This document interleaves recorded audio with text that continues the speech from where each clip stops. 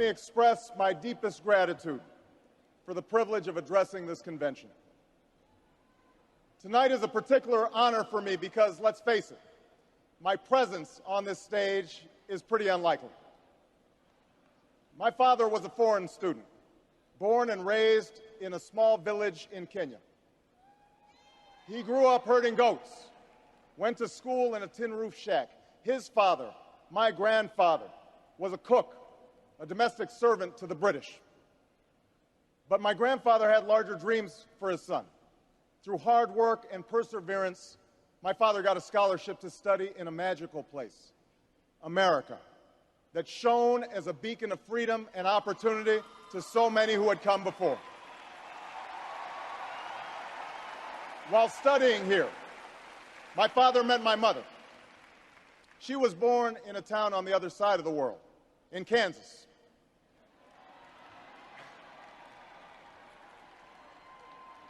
Her father worked on oil rigs and farms through most of the Depression.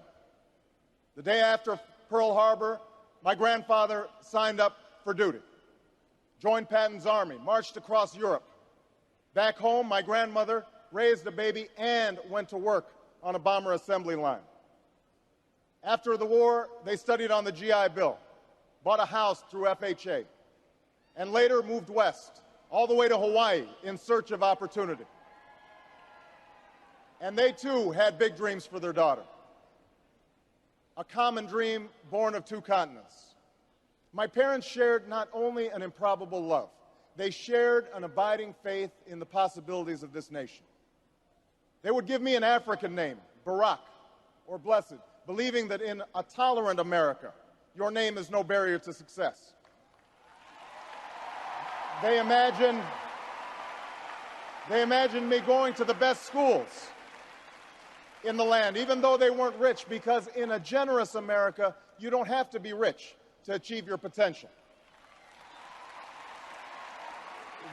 They're both passed away now.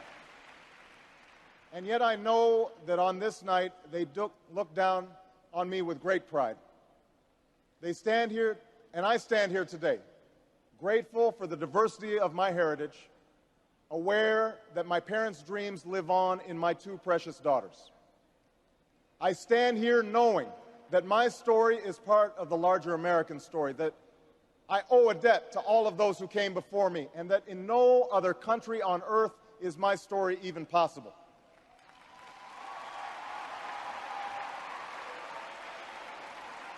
Tonight, we gather to affirm the greatness of our nation, not because of the height of our skyscrapers or the power of our military or the size of our economy.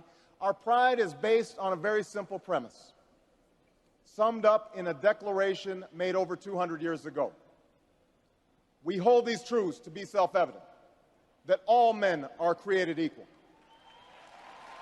that they are endowed by their Creator with certain inalienable rights, that among these are life, liberty, and the pursuit of happiness.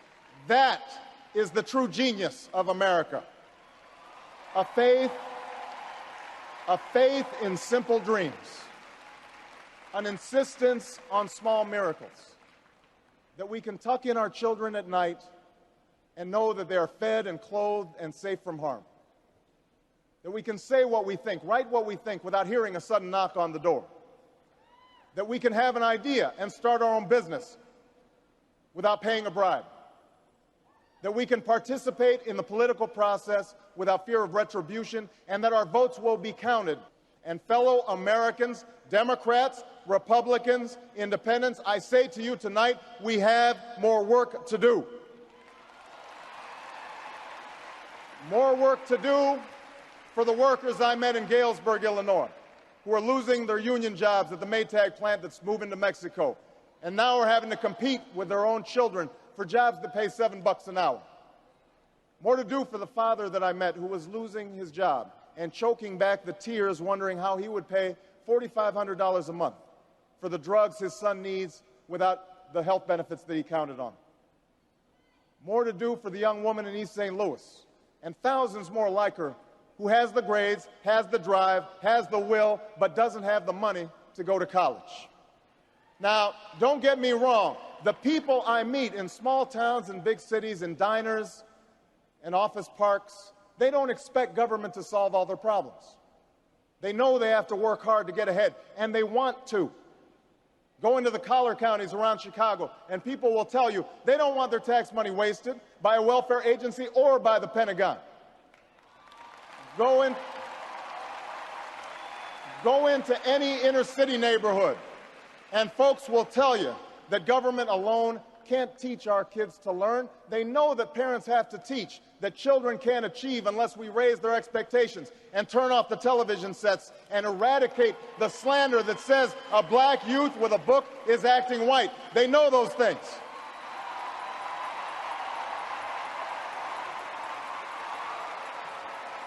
People don't expect government to solve all their problems. But they sense deep in their bones that with just a slight change in priorities, we can make sure that every child in America has a decent shot at life and that the doors of opportunity remain open to all. They know we can do better, and they want that choice. In a dangerous world, war must be an option sometimes, but it should never be the first option.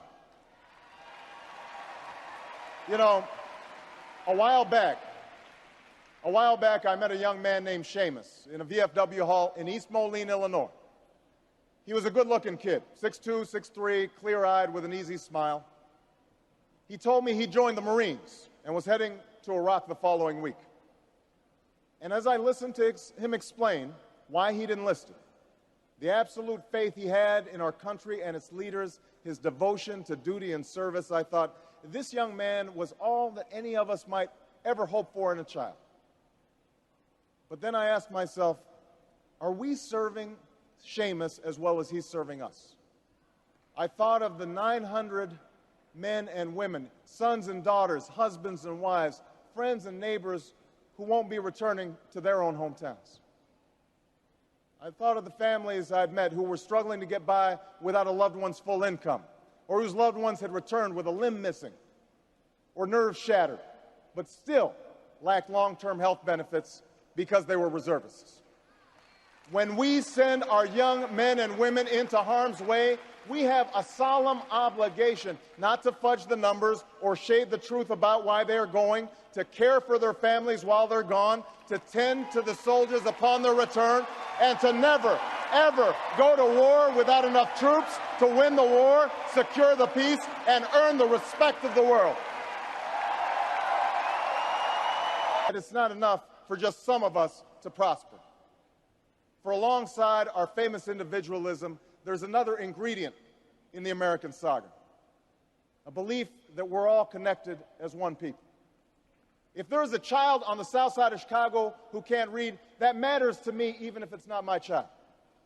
If there's a senior citizen somewhere who can't pay for their prescription drugs and having to choose between medicine and the rent, that makes my life poorer even if it's not my grandparent. If there's an Arab American family being rounded up without benefit of an attorney or due process, that threatens my civil liberties.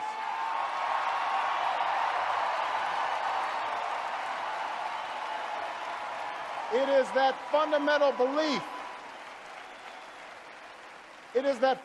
belief, I am my brother's keeper, I am my sister's keeper, that makes this country work. It's what allows us to pursue our individual dreams and yet still come together as one American family. E pluribus unum, out of many, one. Now, even as we speak, there are those who are preparing to divide us. The spin masters, the negative ad peddlers, who embrace the politics of anything goes. Well, I say to them tonight, there is not a liberal America and a conservative America. There is the United States of America.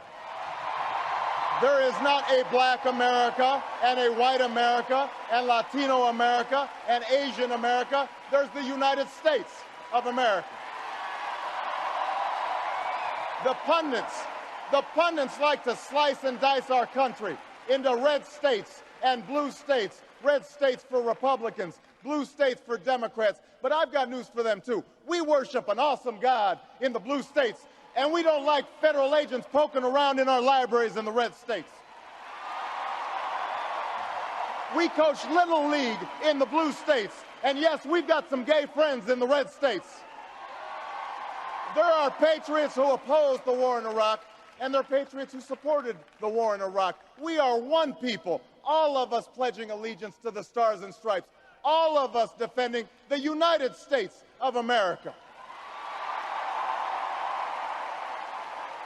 Do we participate in a politics of cynicism, or do we participate in a politics of hope?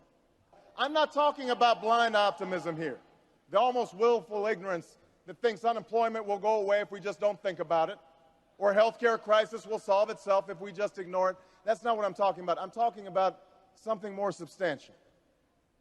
It's the hope of slaves sitting around a fire singing freedom songs, the hope of immigrants setting out for distant shores, the hope of a young naval lieutenant bravely patrolling the Mekong Delta, the hope of a mill worker's son who dares to defy the odds, the hope of a skinny kid with a funny name who believes that America has a place for him too.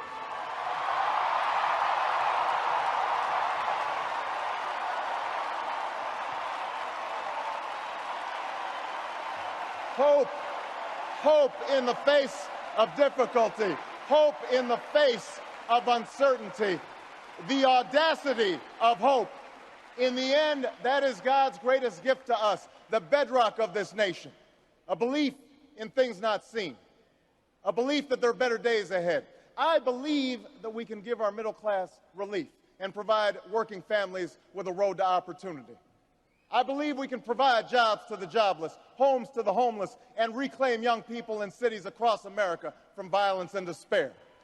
I believe that we have a righteous wind at our backs, and that as we stand on the crossroads of history, we can make the right choices and meet the challenges that face us. America, tonight, if you feel the same energy that I do, if you feel the same urgency that I do, if you feel the same passion that I do, if you feel the same hopefulness that I do, if we do what we must do, then I have no doubt that all across the country, from Florida to Oregon, from Washington to Maine, the people will rise up and this country will reclaim its promise, and out of this long political darkness, a brighter day will come. Thank you very much, everybody. God bless you.